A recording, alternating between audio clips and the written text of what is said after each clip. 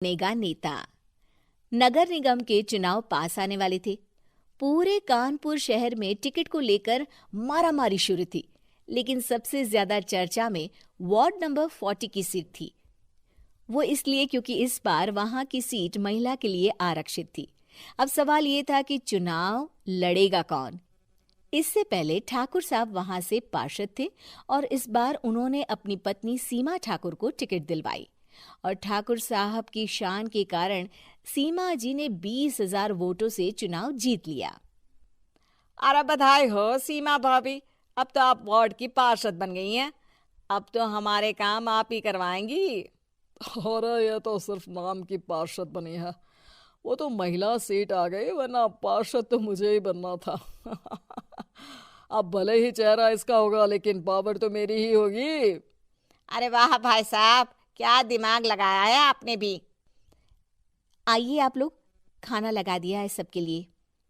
सीमा जी पार्षद बन चुकी थी, फिर भी उनकी एक ना चलती।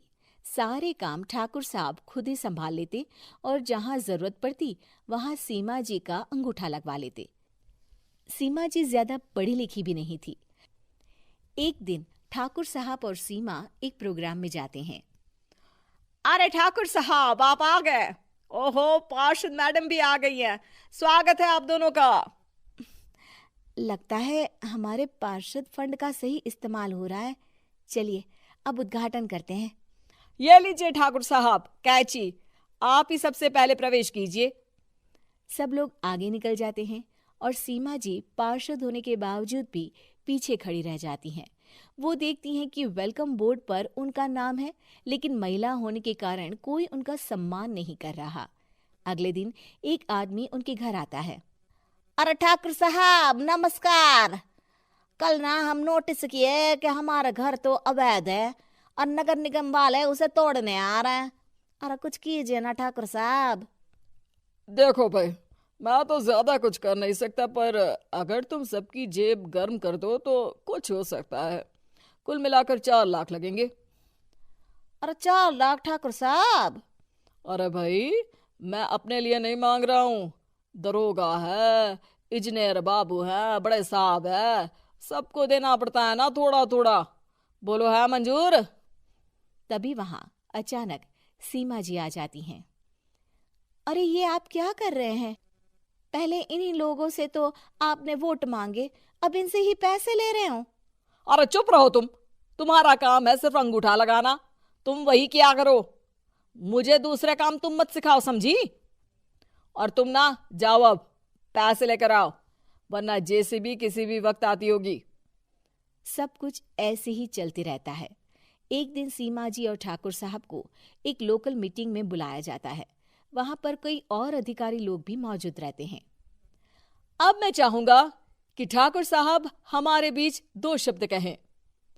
मेरे प्यारे भाइयों और बहनों, आज मेरा सौभाग्य है कि मैं आप सबकी सेवा दिन रात कर पा रहा हूं। आपने मेरी पत्नी को भारी मतों से जिताया है, इसलिए मैं आप सभी का शुक्रगुजार हूं। मैं आप सबसे वादा करता हूं कि हमेशा की तरह हमारे वार्ड में किसी को कोई तकलीफ नहीं आने दूंगा। सभी लोग तालियां बजाने लगते हैं। अब मैं माननीय पार्षद मैडम को स्टेज पे बुलाना चाहूंगा। अपने नाम को बुलाया सुनकर सीमा जी एकदम चौंक जाती है। उन्हें बिल्कुल उम्मीद नहीं थी कि इतनी बड़ी जगह उन्हें मंच पर बुलाया जाएगा। जैसे तैसे वो मंच पर चढ़ती हैं। ऊपर जाते ही सीमा जी को सारी पुरानी बातें याद आ जाती हैं कि किस तरह उनके पति उन्हें कभी भी आगे बढ़ने नहीं देते और उनके नाम से गलत काम करते हैं। वो बोलने लगती हैं। मैं आपके वार्ड की पार्षद सीमा हूं। आप में से बहुत कम लोग ही मुझे जानते होंगे, क्योंकि इससे पहले मुझे कभी ऐसा मौका ही नहीं मिला। सारे मौके मेरे पार्षद पति यानी आपके ठाकुर साहब ही लेते रहे, लेकिन आज ये मौका मुझे मिला है तो मैं इसे ऐसे ही नहीं जाने दूंगी।